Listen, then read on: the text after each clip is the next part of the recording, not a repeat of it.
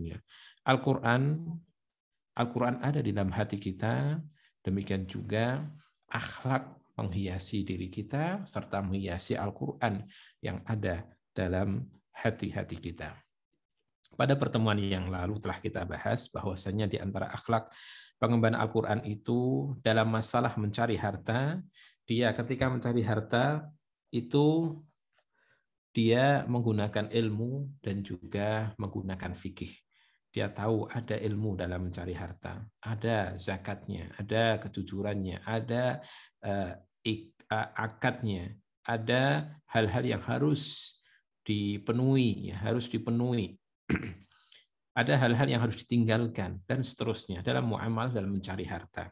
Itu tidak sebebas-bebasnya, tapi ada aturannya. Ini juga menunjukkan meskipun kita pengemban Al-Quran, tapi tetap pantas bagi kita untuk bekerja.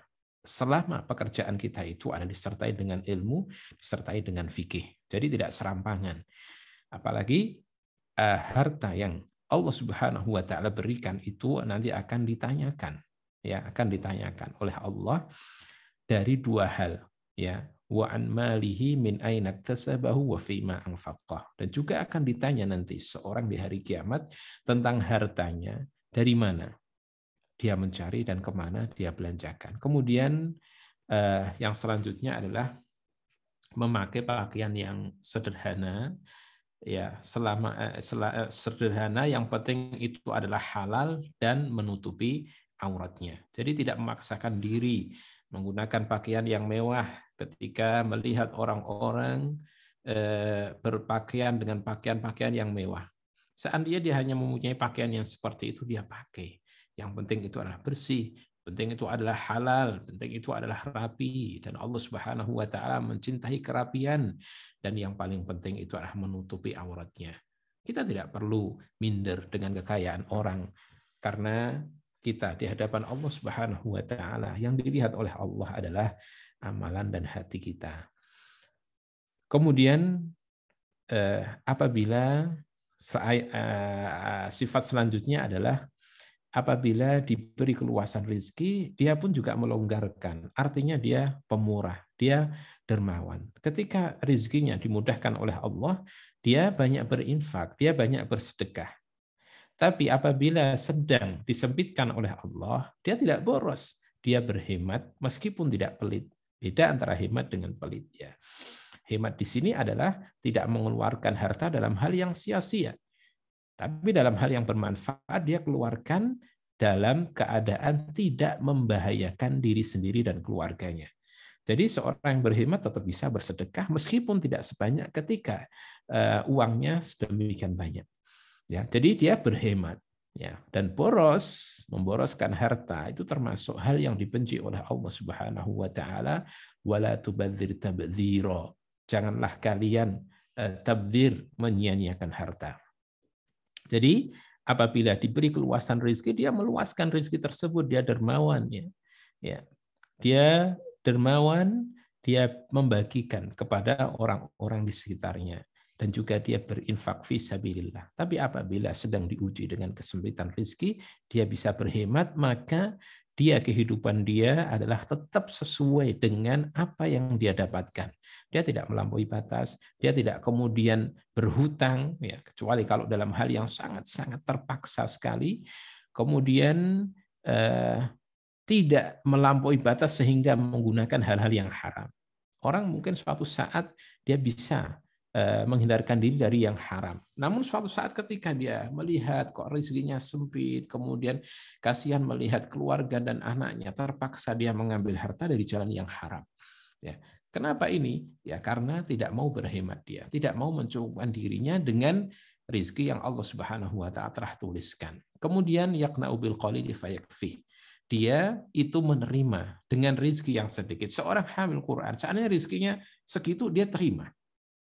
Dan itu mencukupinya. Sering saya ulang, kita ini fleksibel sekali. Kalau rezeki kita itu atau harta kita banyak, kita akan luas dalam penggunaannya, kita akan boros. Tapi rezeki kita seandainya sedikit, kita itu masih bisa mampu dan akan tetap hidup dengan izin Allah Subhanahu wa taala. Jadi suatu saat ketika mendapatkan hal yang sedikit selalu cukup dia. dan mencukupkan dirinya karena gaya hidupnya dia tidak berlebih-lebihan. Dan ini hati-hati, kita harus biasakan diri kita untuk hidup sesuai dengan pemasukan kita, hidup sesuai dengan apa yang Allah Subhanahu wa taala rizkikan kepada kita. Jangan memaksakan diri seolah-olah kita itu hidup seperti orang yang luas hartanya padahal tidak. Ya, kita seperti meminjam meminjam gayanya orang lain, padahal itu bukan kemampuan kita. Kalau kita belum mampu membeli mobil, jangan paksakan diri membeli mobil. Kita belum mampu membeli motor, jangan paksakan diri membeli motor. Kita lihat diri kita, ya, kemampuan kita. Jangan sampai keinginan kita itu melebihi, ya, jangan sampai keinginan kita itu melebihi kemampuan kita.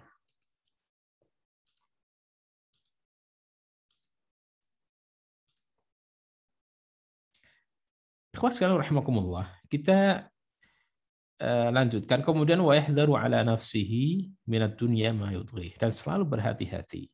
Ya, selalu berhati-hati terhadap dirinya dari dunia yang akan bisa membuat dia melampaui batas. Jadi kalau seorang diberi harta, itu selalu harta itu mengajak dia kepada apa? Kepada tagha, kepada melampaui batas, kepada tughyan.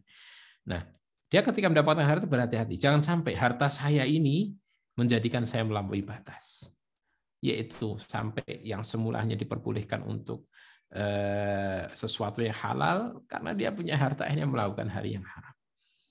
Ya, dan manusia tidak akan pernah puas dengan harta sebanyak apapun.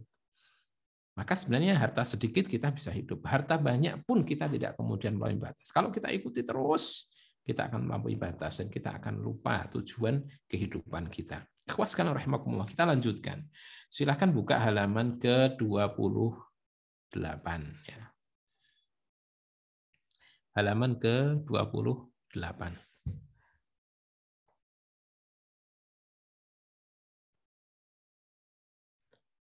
Di sini kita baca ya.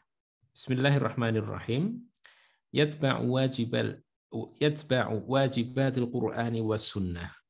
Ya'kulu ta'ama bi'ilmin wa yashrabu bi'ilmin wa yalbasu bi'ilmin wa yanamu bi'ilmin wa yujami'u ahlahu bi'ilmin wa yashabul ikhwana bi'ilmin yazuruhum bi'ilmin wa yasta'dhinu 'alaihim bi'ilmin yujawiru jarahu bi'ilmin.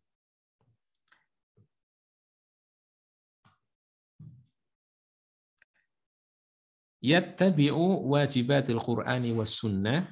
Seorang, ini akhlak selanjutnya, sifat pengemban Al-Qur'an itu yatba'u wajibatil Qur'ani was sunnah, mengikuti perkara-perkara yang wajib dari Al-Qur'an dan sunnah. Apa-apa yang wajib untuk diikuti dari Al-Qur'an, yang tertera dalam ayat Al-Qur'an dan tertera dalam sabda-sabda Nabi, dalam sunnah-sunnah Nabi SAW, diikuti. Maka tidak enggan seorang hamil Quran untuk tunduk kepada Allah Subhanahu wa taala dan tunduk kepada syariatnya, mengikuti aturan-aturan Allah Subhanahu wa taala, mengikuti apa-apa yang diwajibkan oleh Allah dan apa-apa yang diwajibkan oleh Rasulullah SAW, itu tidak enggan. Tunduk dia.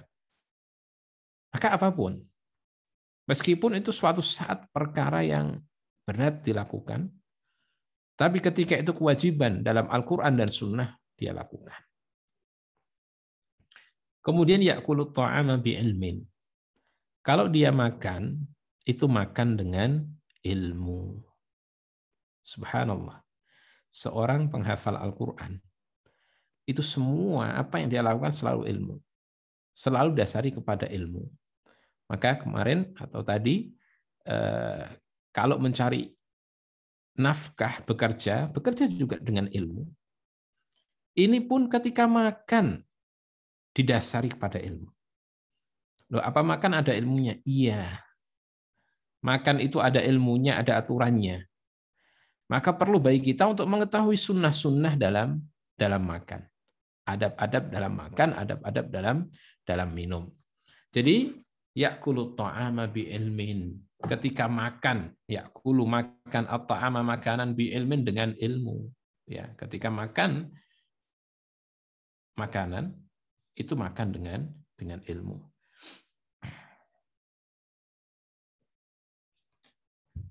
Nah, kita tahu ketika makan dengan ilmu, bagaimana makan dengan ilmu? Ada sunnah-sunnah yang diajarkan oleh Nabi Shallallahu Alaihi Wasallam. Ketika makan itu menggunakan tangan kanan. Ketika makan itu sambil duduk. Ketika makan, ya mulai dengan basmalah, mengucapkan Bismillah. Ya, cukup dengan Bismillah. Kemudian ketika makan, ya makan yang paling dekat. Jadi tidak tangannya melompat ke sana kemari yang jauh, makan yang paling dekat. Ketika makan tidak boleh dia bersandar. Ya, duduk biasa tanpa bersandar ke samping atau ke belakang. Ketika makan dia tidak berbicara banyak. Ya, ada ilmunya ketika makan. Dan ini harus kita ketahui dan Nabi Shallallahu Alaihi Wasallam mengajarkannya. Sampai hal-hal kecil seperti itu diajarkan dalam Islam. Nah, seorang hamil Quran, pengemban Al-Quran, itu mencari ilmunya. Loh, makan itu apa ilmunya? Toh dia pelajari. Apa sunnah-sunnahnya? Apa yang diajarkan oleh Nabi Shallallahu Alaihi Wasallam dia pelajari dan dia terapkan.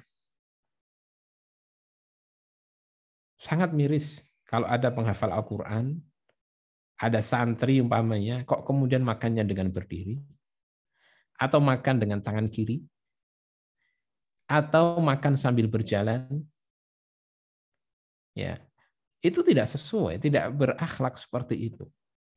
Bagi hamil Quran tahu sunnah yang diajarkan oleh Nabi ketika makan, termasuk ketika minum, ya ketika minum ini ada adab-adabnya.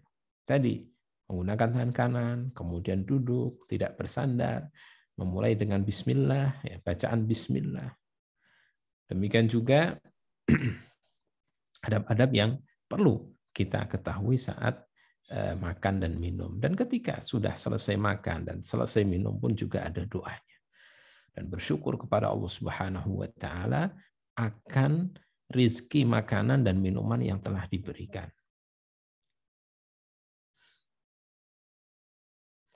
Bahkan sampai di antara adab dalam makan itu, kita tidak boleh makan makanan yang masih panas, yang masih keluar asapnya. Itu nggak boleh. Padahal kalau kita kebanyakan dari kita, makanan enak justru mumpung masih panas, masih masih ada asapnya, itu kita cepat-cepat makan. Ya, justru Nabi SAW perintahkan ketika ada makanan yang masih ada uapnya, masih panas, membaras, masih keluar asapnya, disuruh didinginkan dulu. Ya. Bahkan kemudian kalau minum di sini, minum itu membagi 3 tegukan kemudian bernapas, 3 tegukan kemudian bernafas. Walaupun tidak wajib itu, tapi Nabi SAW melakukan hal tersebut. Dan ketika ditanya, beliau mengatakan innahu ahna wa amra. Jadi itu lebih mudah dan lebih mudah dicerna, ya, mudah ditelan, ya, dan juga mudah untuk dicerna. Jadi sampai makan dan minum itu tahu ilmunya. Beda dengan orang yang bukan hamil Quran, nggak tahu ilmunya. Makan dan minum sampai seperti binatang. Allah Subhanahu wa taala menyatakan dalam surat Muhammad, walladzina kafaru ya'kuluna kama walladzina kafaru yatamatta'una wa ya'kuluna kama ta'kulul an'amu wan naru mathwal lahum. Nah, mereka bersenang-senang dan ketika makan itu makannya seperti binatang, nggak pakai aturan. Mungkin seenaknya. Tapi apa? Wan naru mathwal lahum. Dan neraka nanti adalah tempat tinggal dia. Jadi ada hubungannya, ini sifatnya orang kafir kalau makan tanpa apa? Tanpa adab, tanpa ilmu. Maka orang yang hamil Quran harus makan pun dengan berilmu. Ya, dengan ilmu. Maka nanti ada ilmunya ketika makan saat ada teman. Ya. Ketika makan itu tidak boleh ada yang tersisa. Coba sekarang antum di rumah makan gimana? Ketika selesai makan masih adakah tersisa? Lauk yang tersisa? kemudian nasi, beberapa butir nasi yang tersisa, apakah kita terbiasa dengan kebiasaan tidak baik saat kita masih kecil? Antum sudah mulai santri, antum sudah dewasa, dan antum sudah insya Allah sebentar lagi sebagai hamilul Quran. Maka makannya pun harus berilmu. Ya. Dan banyak sebenarnya aturan-aturan dan ilmu berkaitan dengan makan dan minum ini. Dan semakin seorang mengenal sunnah, maka semakin dia tahu dalam tentang ilmu, tentang hal-hal ini. Kemudian wayal basu bi ilmin. Dan ketika berpakaian pun, ya berpakaian dengan ilmu. Tadi silahkan dicatat ya, di antara adab-adab dalam makan dan minum dicatat ya. Yang paling dominan tadi adalah memulai dengan basmalah, kemudian makan dengan tangan kanan, kemudian makan dengan duduk, tidak boleh bersandar. Demikian juga adalah memakan makanan yang bermulai dari yang paling dekat. Nah, dan dalam masalah minum juga sama seperti itu. Dan kemudian apabila telah selesai, dia membaca doa setelah makan. Alhamdulillahilladzi at'amana hadza at-ta'ama, alhamdulillahilladzi at'amani hadza at-ta'ama wa razaqanihi min ghairi haulin minni wala quwwah. Itu doanya. Jadi sampai ada doanya. Kemudian selanjutnya wa yalbasu bi ilmin.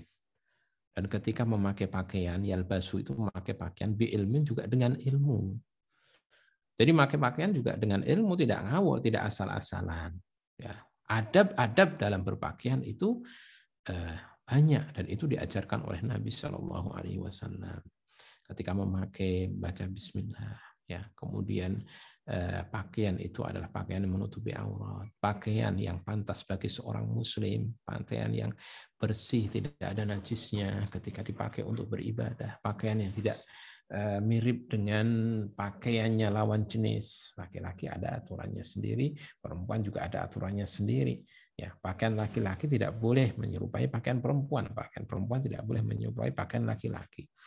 Kemudian juga pakaian tersebut tidak menyerupai pakaiannya orang-orang kafir, karena Nabi SAW melarang seorang Muslim menyerupakan diri dengan orang-orang kafir. Ya, pakaian-pakaian yang itu jadi ciri khasnya orang kafir.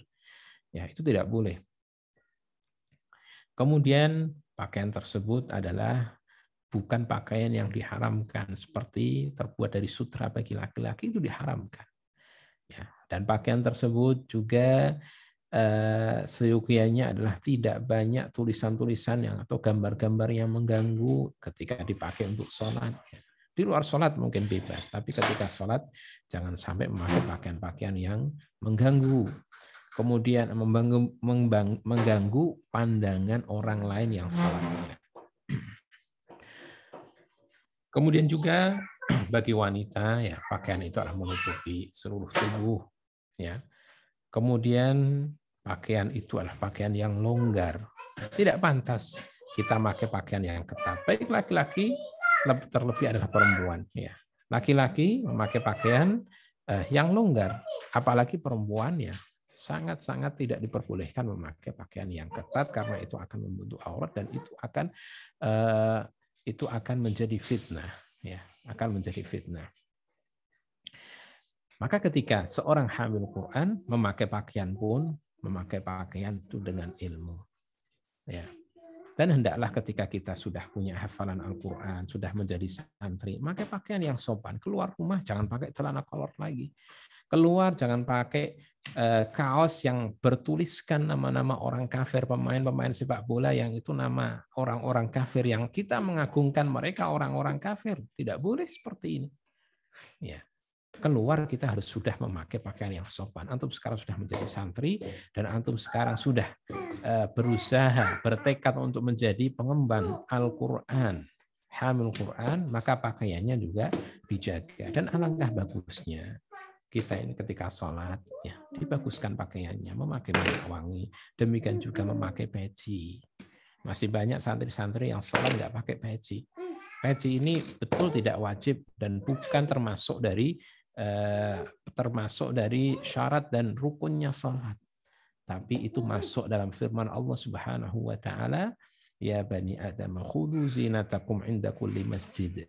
Wahai anak Adam, ambillah pakaian perhiasan kalian setiap kali dalam sholat. Perhiasan di sini adalah pakaian yang bagus ketika sholat. Dan di antara perhiasan dalam sholat itu adalah memakai peci. Ya, nanti di pondok ya tidak boleh seorang santri sholat tanpa peci. Harus memakai peci. Ya. Dan ini sangat berpengaruh.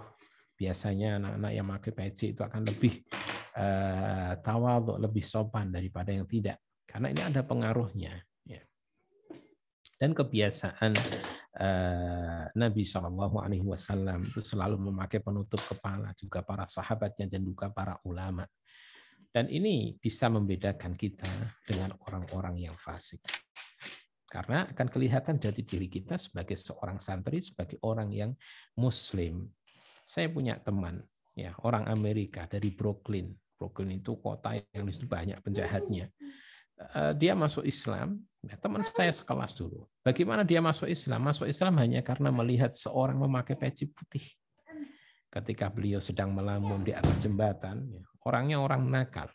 Sampai berbagai macam kemaksiatan dia lakukan. Ya. Berbagai macam kemaksiatan dia lakukan. Tapi kemudian dia merasa bersalah. Ya.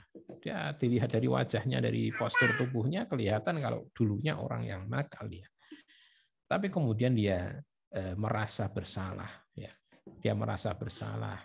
Kemudian dia ke gereja dia bertanya tentang konsep taubat. Dia nggak sreg bagaimana siapa Yesus Kristus bisa menebus dosanya, menebus dosanya manusia. Padahal dosa tidak akan dibebankan kepada orang yang bukan pelakunya. Nah, kemudian dia merenung di atas sebuah jembatan pada malam hari, kemudian melihat seorang berpakaian. Ketika ada seorang yang lewat memakai peci, maka dia penasaran dan bertanya kepada orang tersebut, karena tahu dengan memakai peci putih itu adalah seorang muslim, maka dia bertanya bagaimana konsep taubat dalam Islam. Ya, mohon maaf ini laptop nomor HP saya cas dulu.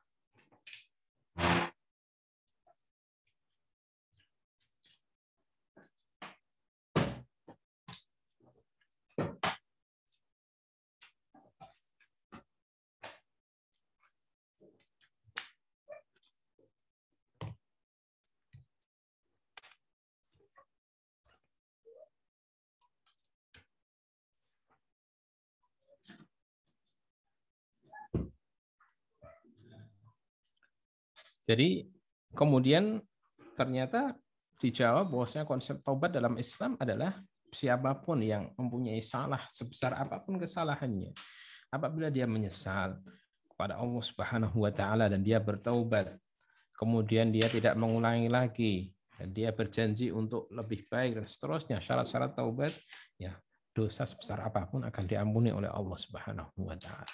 Maka dia tertarik dan akhirnya dia datang ke Islamic Center, mempelajari Islam, kemudian dia mantap dan kemudian masuk Islam.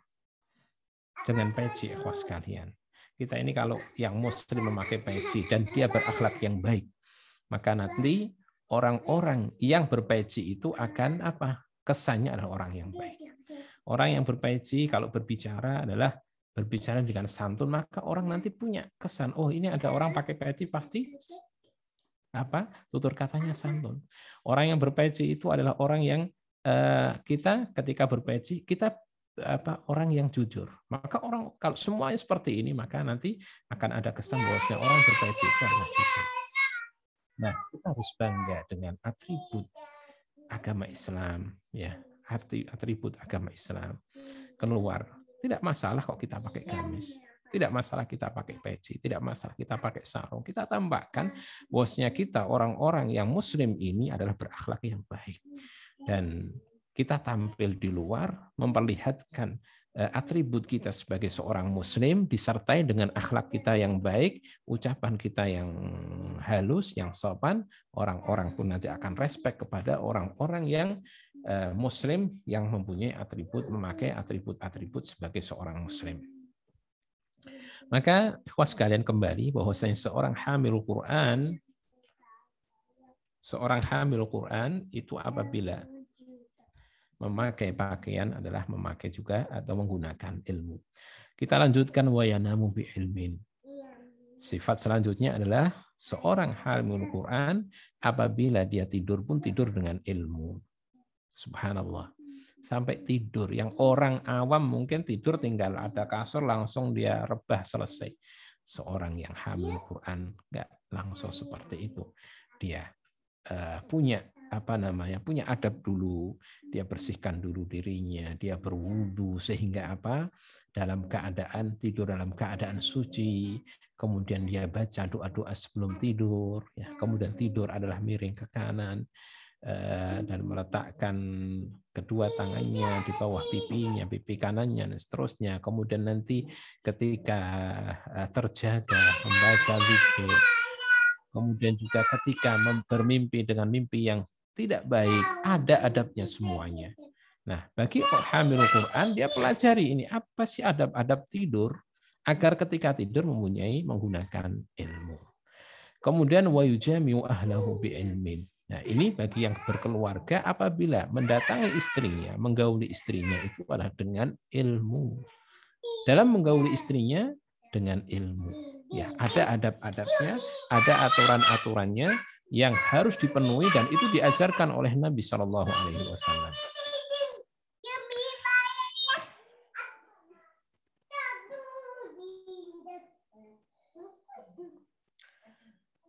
Kemudian kita lanjutkan wa yashabul ikhwana bi ilmin. Nah, ini saat berteman wa yashabu dan dia menyertai atau berkawan al ikhwana saudara-saudaranya bi ilmin dengan ilmu. Artinya ketika bersahabat dan ketika berteman itu berteman dengan ilmu. Jadi ada ilmunya ketika berteman. Ketika antum mempunyai teman, itu bukan sekedar berteman, tapi ada ilmunya, ada aturannya, ada hak-hak yang dan kewajiban yang harus dipenuhi.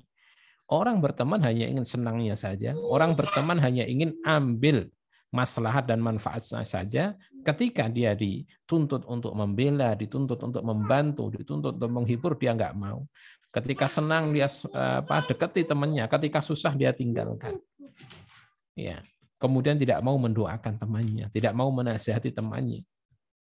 Berkawan hanya sekedar bersenang-senang tanpa ilmu, itu bukan akhlak hamil Quran. Hamil Quran ketika berkawan dengan teman-temannya, bersahabat itu ada ilmu, ada kesetiaan, ada kecintaan karena Allah, ada doa, ada menasihati, ada menghibur, ada bercanda, semua ada ilmunya di situ. Ya. Dan jangan sampai kita berkawan dengan seorang, itu kawan karib kita, sahabat kita, kemudian kita jatuhkan dia di belakang dia. Oh, ketika kita berteman dengan teman kita, kayaknya kita baik, tapi di belakang ternyata kita membicarakan dia, apalagi membicarakan keburukan-keburukannya. Dan orang yang paling berbahaya adalah ketika berteman itu dia tidak amanah. Ketika dia dianggap sebagai teman karib, maka semua akan kelihatan, sampai rahasia-rahasianya diberikan.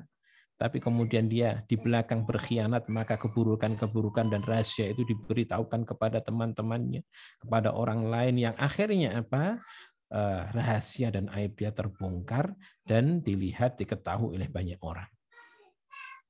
Jadi berteman itu ada ilmunya, ma'asyarul muslimin. Maka ulama-ulama sebelum kita, ulama-ulama salaf, mereka itu sangat setia dengan teman-teman mereka. Dan mereka mendoakan teman-temannya. Jadi berada di depannya menghibur, baik, menasihati, bersama-sama dalam kebaikan. Di belakang pun dia punya kesetiaan, dia jaga kehormatannya, dia doakan, ya, dia doakan. Kemudian apabila aibnya disebarkan atau dibicarakan orang, dia membela. Ini adab dalam berteman. Seorang hamil Quran ketika berteman dengan temannya, dia menggunakan ilmu. Wa yazuruhum bi ilmin. Dan di antara hak teman kita itu adalah kita kunjungi rumahnya. Nah, ketika mengunjungi mereka, teman-teman kita harus juga menggunakan ilmu. Dalam berkunjung ada ilmunya. Dalam ngetuk pintu ada ilmunya, dalam menyampaikan salam ada ilmunya. Ketika masuk ke dalam rumah bertamu juga ada ilmunya. Semua itu ada ilmunya, ma'asyiral muslimin, dan orang yang paling pantas untuk menerapkan ilmu-ilmu ini adalah seorang penghafal Al-Qur'an. Wa yasta'dzinu 'alaihim bi'ilmin, dan ketika minta izin kepada mereka, minta izin dengan ilmu. Minta izin maksudnya minta izin untuk pulang. Sampai ketika minta izin untuk pulang saja dengan ilmu. Ada ilmunya, ikhwas sekalian, dan itu perlu kita pelajari. Kemudian yujawiru jarahu bi'ilmin. Yujawiru jarahu bi'ilmin. Dia yujawiru bertetangga jarahu dengan tetangganya bi'ilmin dengan ilmu. Jadi memperlakukan tetangga dengan ilmu, tidak asal-asalan, tidak sekedar hidup, tidak sekedar yang penting punya rumah, urusan tangga, ya urusan tangga. Tidak. Tetangga ini ada haknya, ada ilmu yang harus kita ketahui dalam bertetangga. Ya, kita perlu menghormati mereka, memuliakan mereka, memberikan makanan kepada mereka, melihat keadaan mereka, sakit atau sehat, ada makanan atau tidak, ada rezeki atau tidak. Dan apakah terganggu dengan keberadaan kita. Ini masalah bertetangga ini seperti cerminan kita semuanya. Kalau kita baik dalam bertetangga, insya Allah kita baik Islam kita. Tapi kalau kita tidak baik dalam bertetangga dan menganggap tangga kita dan tangga kita menganggap kita bukan orang yang baik, mereka terganggu dengan kita, maka kita bukan orang yang baik. Bahkan taruhannya adalah surga dan neraka. Dalam hadis nyatakan, la yadkhulul jannata man la ya'manu jaruhu bawa'iqahu. Tidak akan masuk ke dalam surga seseorang yang tidak aman, yang seorang yang tetangganya itu tidak aman dari gangguan dia. Ya, kita mengganggu tangga kita, mengganggu dengan mungkin kalau kita bertetangga, mungkin kita beternak sesuatu yang nanti kotorannya akan mendatangkan bau. Kita lihat tuh ganggu tangga kita tuh enggak. Kalau ganggu jangan sampai. Kita buang selokan, ganggu apa enggak? Kita masang genteng, itu nanti airnya jatuh kemana? Kita pikirkan. Bahkan seandainya pun kita menyamakan murattal Al-Quran, nggak semena-mena, nggak setiap waktu, nggak dengan sekeras-kerasnya, karena tangga kita mungkin sedang tidur, sedang istirahat, sedang ada tamu, sedang belajar, sedang apa yang butuh kepada fokus, dan juga tidak ingin sedang diganggu dengan suara-suara di luar. Itu harus kita pikirkan semuanya. Ketika bertemu dengan tetangga, apa kita masih bermuka masam? Sudahkah kita ramah? Sudahkah kita menyapa mereka? Ketika tangga kita menilai kita baik, insya Allah Islam kita baik. Tapi kalau tangga kita menilai kita masih dengan penilaian yang tidak baik, hati-hati. Mungkin Islam kita tidak baik. Dan tadi taruhannya adalah surga dan neraka. Ikhwan sekalian rahimakumullah, itu pembahasan kita pada malam kali ini. Ya, kita ulangi sifat-sifat pengemban Al-Quran yang kita ambil pada malam kali ini. Yang pertama adalah mengikuti kewajiban-kewajiban yang diwajibkan dalam Al-Quran dan Sunnah. Yang kedua, ketika makan dan minum itu dengan ilmu. Yang ketiga, ketika pakai pakaian juga dengan ilmu. Yang keempat, ketika tidur juga dengan ilmu. Yang kelima, ketika menggauli istrinya, keluarganya, baik istrinya atau suaminya, itu dengan ilmu.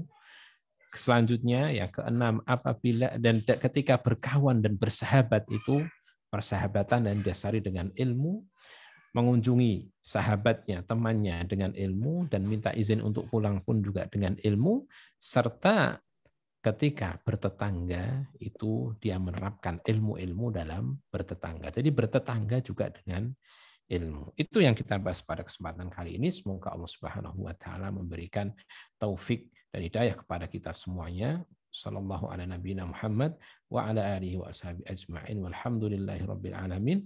Assalamualaikum warahmatullahi wabarakatuh. Waalaikumsalam warahmatullahi wabarakatuh. Baik, jazakallahu khairan katsiran pada Ustaz Alwi atas materi yang disampaikan pada malam hari ini. Berikutnya pada para santri, apabila ada pertanyaan yang ingin ditanyakan, tafadhol bisa bertanya secara langsung dengan raise hand terlebih dahulu, ataupun juga bisa dengan menuliskan di kolom chat.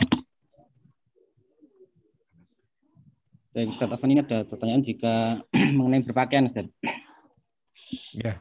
kita banyak berjumpa dengan pakaian bola, baik itu dari luar negeri ataupun dari kita sendiri di Indonesia. Itu bagaimana untuk apakah diperbolehkan atau tidak?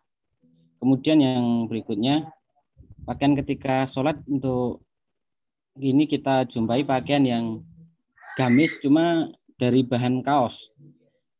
Nah, itu bagaimana Ustaz? Atau ahsannya kita pakai gamis yang tidak dari bahan kaos atau bagaimana? Ya. Bismillahirrahmanirrahim. Pertanyaan yang pertama, apa hukum memakai kaos yang ada nama pemain-pemain bola atau kaos klub sepak bola mungkin ada namanya atau tidak? Di sini ikhwas sekalian, itu sudah ditanyakan kepada Syekh Shalih Al Fauzan, hafizahullah taala. Apa hukum memakai pakaian yang di situ bertuliskan, yaitu pakaian grup sepak bola yang di situ bertuliskan pakaian atau bertuliskan nama pemain sepak bola? Maka dijawab oleh beliau tidak membolehkan. Ya, beliau tidak membolehkan dan tidak pantas bagi seorang muslim mengagungkan nama-nama orang kafir. Demikian juga mengagungkan klub-klub sepak bola yang itu adalah sarang kemaksiatan. Ya, antum boleh senang dengan permainan sepak bola, tapi jangan sampai ada kekaguman dengan orang kafir. Ya, karena ikhwas sekalian, di sini kita itu harus belajar yang namanya al-wala dan al-bara. Dan wala dan bara itu bagian dari keimanan. Nabi SAW mengatakan, ya, inna awthaqa ural imani al-hubbu fillahi wal bughdhu fillah. Tali ikatan keimanan yang paling kuat itu adalah apa? Mencintai karena Allah dan membenci juga karena Allah. Kalau kita mencintai seorang, dilihat dulu itu siapa. Kalau itu orang kafir berarti orang yang dibenci oleh Allah, tidak pantas kita cintai. Apalagi kita agungkan, apalagi namanya kita bawa kemana-mana nambah terkenal. Ya.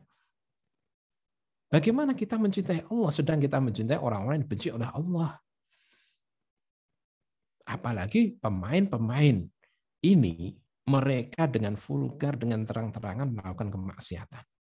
Ada yang mereka hidup bersama tanpa menikah, kemudian punya anak dari hasil perzinahan, pamer kemaksiatan. Coba lihat pacar-pacar mereka selalu menggandeng perempuan-perempuan yang membuka aurat. Kok kemudian kita sebagai seorang muslim mengagungkan mereka? Namanya kita tuliskan di punggung kita, kemudian kita pakai untuk sholat, menghadap Allah Subhanahu wa Ta'ala. Coba ketika sujud, kita rendahkan kepala kita di depan Allah, tapi punggung itu kelihatan tulisan nama orang kafir.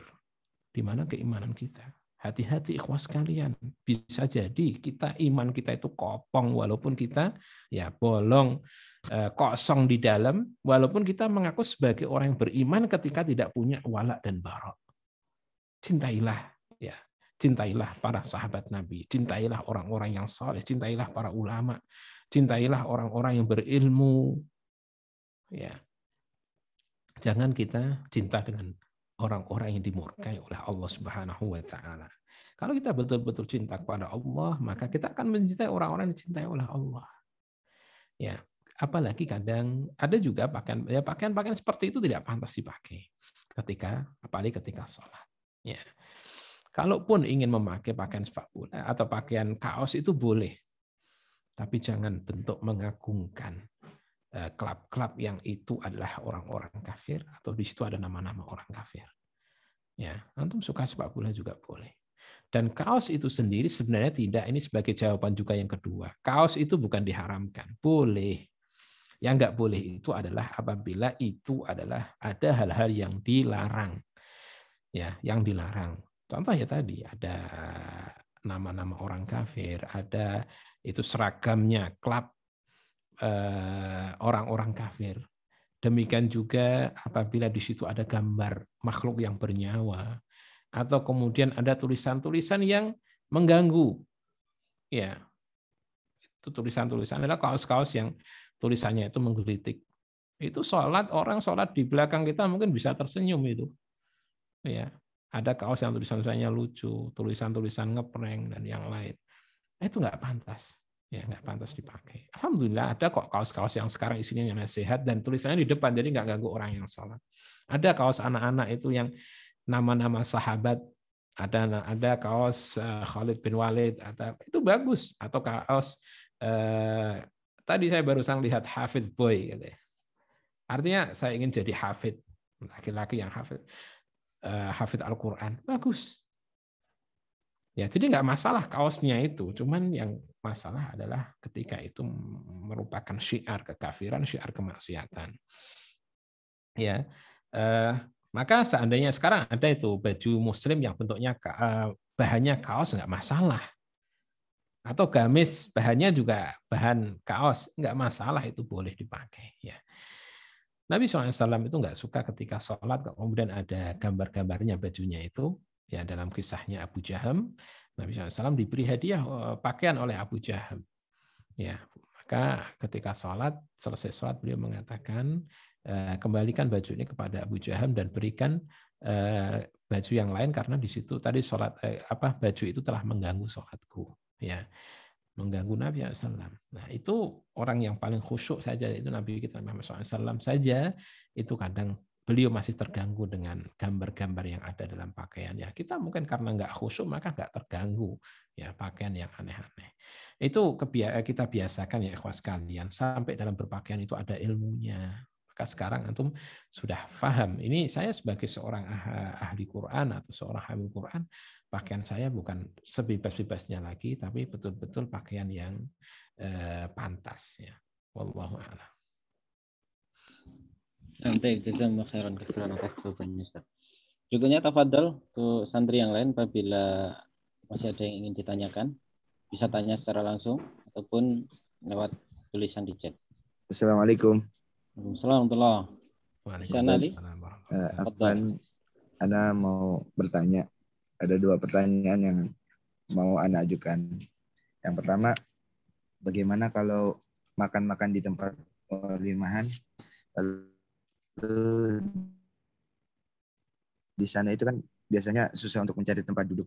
Itu bagaimana, Ustaz? Ada ilah atau tidak? Lalu yang kedua, ini siapa ini? Santri siapa ini? Bagaimana jika memakai kaos yang ada Tangerang ya? Tulisan la ilaha illallahnya. Oh ya, Mas Ehsan apa kabar? Ehsan. Alhamdulillah sehat, Ustaz. Abi gimana, Abi? Ya, alhamdulillah udah agak mendingan, Ustaz, cuman masih stroke. Minta doanya, Ustaz. Ya, semoga diberi kemudahan oleh Allah Subhanahu wa taala. Antum yang sabar ya. Amin, amin, Ustaz. Jadi gini, tadi ketika dalam walimahan atau acara tertentu apapun. Nah, sekarang ini trennya itu adalah yang ikuti trennya orang kafir. Sampai walimah. Walimah itu kan bahasa Arab dan itu syariat Islam walimah. Aulim walau bisyatin. Perintah dari Nabi SAW ketika nikah itu di walimah. Tapi caranya sekarang sudah mengadopsi caranya orang-orang kafir, yaitu apa? Standing party katanya. Yaitu makannya dengan berdiri. Ya, dulu nggak ada, Mas. Dulu ya walimahan itu ya ada kursi. Sekarang ini sudah mulai mungkin ya 10 tahun terakhir ini. Apalagi ya tahun-tahun sekarang sudah mulai. Jadi makan dengan berdiri. Itu saya dulu ketika saya SMP itu sudah pernah mendapatkan pelajaran ya di sekolah umum dulu. Itu ada istilah standing party, tapi belum diterapkan orang malu. Dan waktu itu para ulama-ulama memperingatkan ya makan dengan berdiri nggak pantas. Ya, sekarang sudah, kalau dulu orang tua itu memperingatkan anaknya kamu makan jangan berdiri. Sekarang orang tua makan berdiri. Guru-guru pun makan dengan berdiri. Nah, sekarang mereka punya acara-acara seperti itu, makan dengan berdiri, memang tidak disediakan kursi. Sebenarnya itu bukan masalah ketiadaan tempat, bukan masalah ketiadaan tempat duduk juga, tapi hanya karena ngikuti tren. Ya, maka ini sebenarnya tidak pantas. Nah, sekarang bagaimana kalau kita diundang dalam acara seperti itu? Ya, dalam acara seperti itu, yang pertama, kalau itu kita harus datang. Kalau kita nggak bisa datang, ya undangan itu wajib untuk undangan walimah itu wajib untuk didatangi. Kalau yang mengundang itu adalah saudara kita yang Muslim, wajib untuk kita datangi.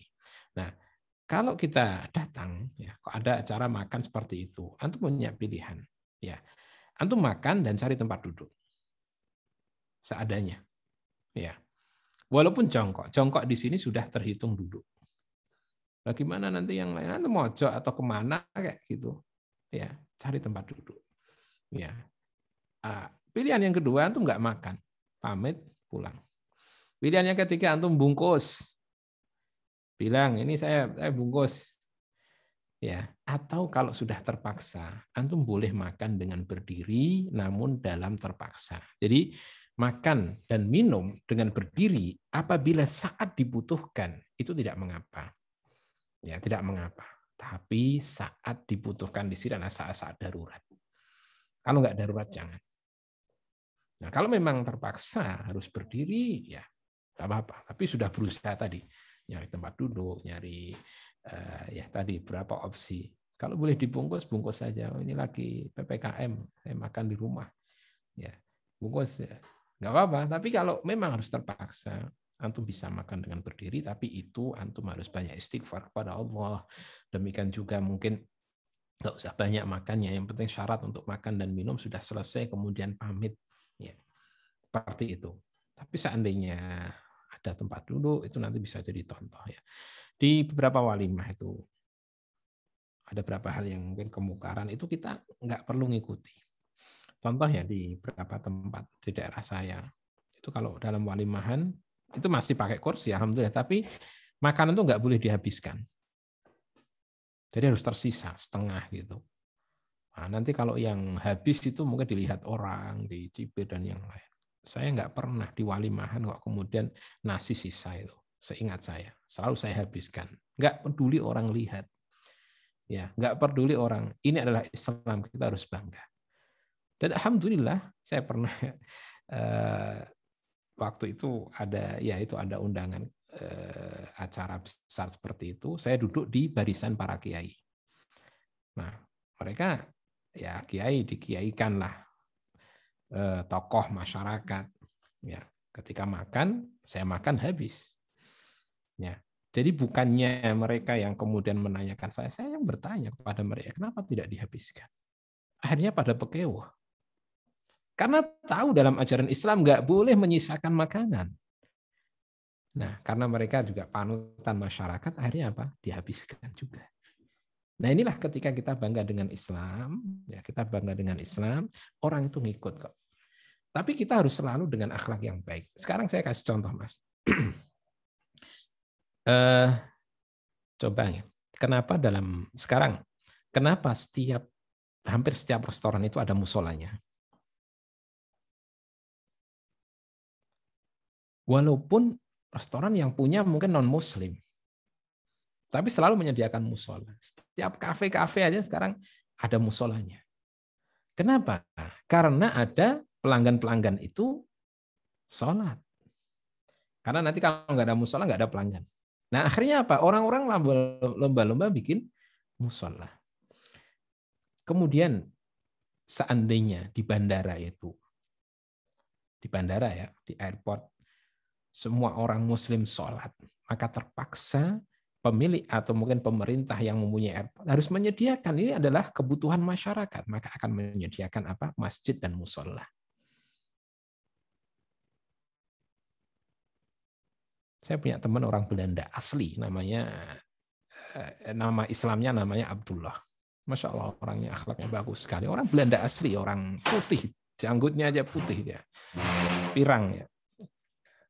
Itu dia cerita pesawat yang dari Saudi ke Belanda,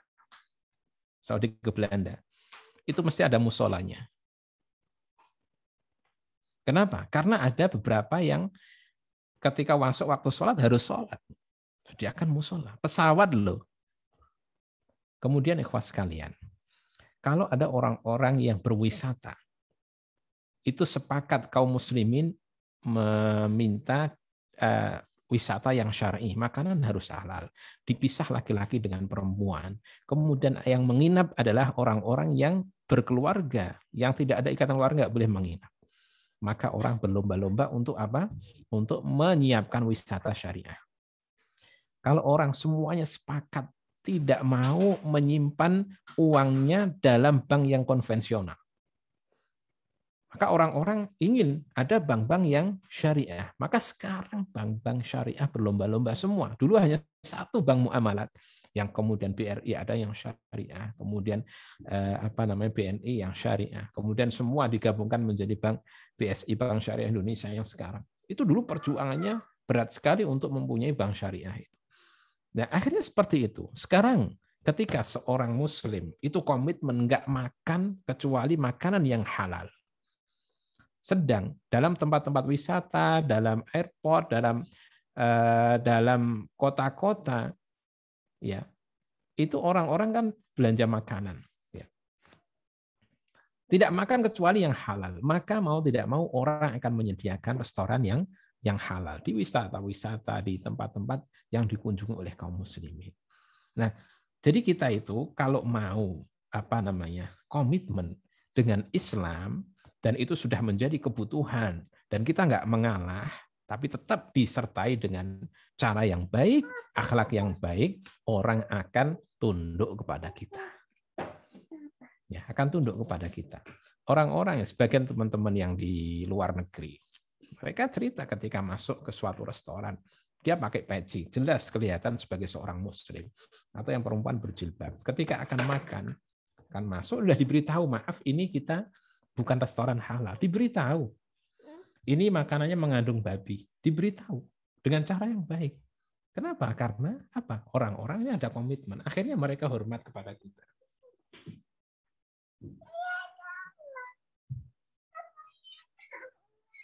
Mereka hormat kepada kita. Ya, kita yang akan selalu berada di atas. Coba seandainya orang yang naik pesawat. Atau gini aja, sekarang orang yang naik bis. Setiap waktu sholat selalu minta kepada sopirnya dengan sepakat ya harus sholat, maka nggak mau nggak mau sopir akan berhenti setiap waktu sholat. Tapi karena kita ya meninggalkan sholat, ya udah gitu saja, sopirnya juga nggak sholat. Tapi seandainya kita kompak, orang-orang akan berpikir dua kali untuk membiarkan kita atau tidak memenuhi kebutuhan kita karena mereka butuh kepada kita, kita konsumen mereka. Saya ingat ketika saya membeli mobil di Saudi, itu mobil itu, saya beli mobil itu ada hadiahnya, itu hadiah yang Islam.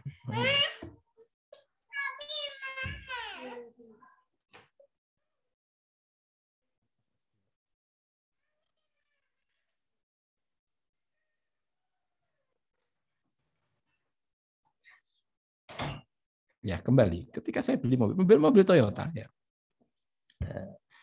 Jadi produsen mobil Jepang kan.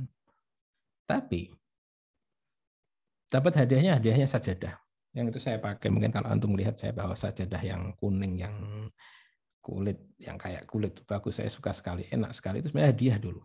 Dan nyari beli nggak ada itu. Bagus banget.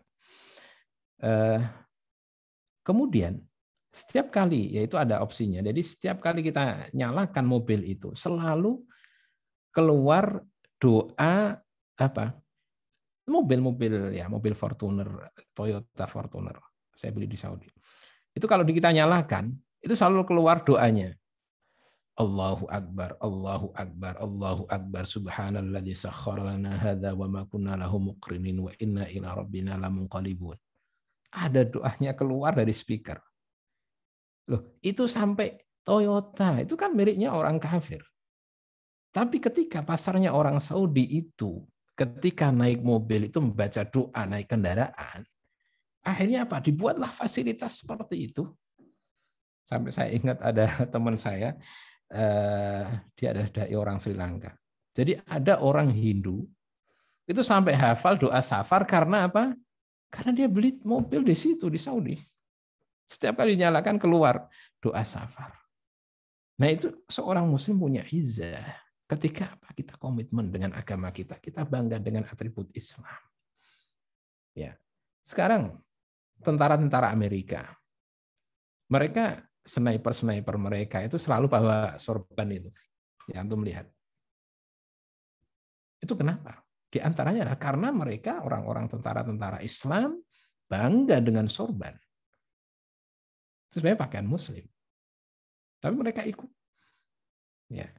Jadi kita itu bukan bebek kalau bisa. Kita ini harus yang di depan, yang ditiru. Jadi bagaimana pola hidup kita itu ditiru oleh orang-orang kafir, bukan kita itu meniru mereka. Nah, coba seandainya kita itu dalam walimah kita komitmen bahwasanya dipisah antara laki-laki dan perempuan. Oh, itu akan nyaman sekali. Tamu laki-laki nyaman, tamu perempuan nyaman.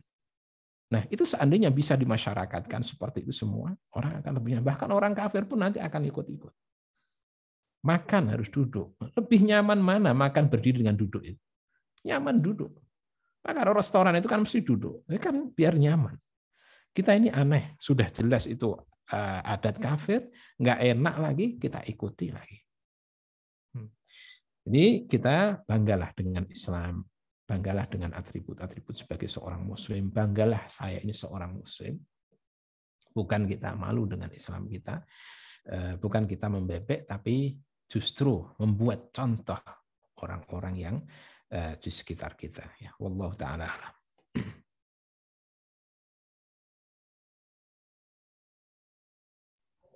Nanti barakallahu fikum. Tadi dari pertanyaan dari teman kita Ihsan Ali. Kemudian kita sudah pukul 20:39 waktu Indonesia bagian Barat. Mungkin kita cukupkan pada pertemuan malam hari ini jika sudah tidak ada yang bertanya. Dan di chat juga tidak ada. Maka dari itu, kajian pada malam hari ini kita cukupkan. Kita aturkan jazakumullah khairan katsiran pada Ustaz Alwi atas materi-materinya. Mudah-mudahan apa yang kita terima pada malam hari ini bisa kita amalkan, bisa menjadikan kita lebih baik lagi ke depannya, menjadikan kita lebih bangga lagi terhadap Islam kita, terhadap syariat-syariat yang Allah berikan kepada hamba-hambanya. Akhirnya sebelum kita akhiri pada santri-santri semuanya, kami persilakan untuk raise hand.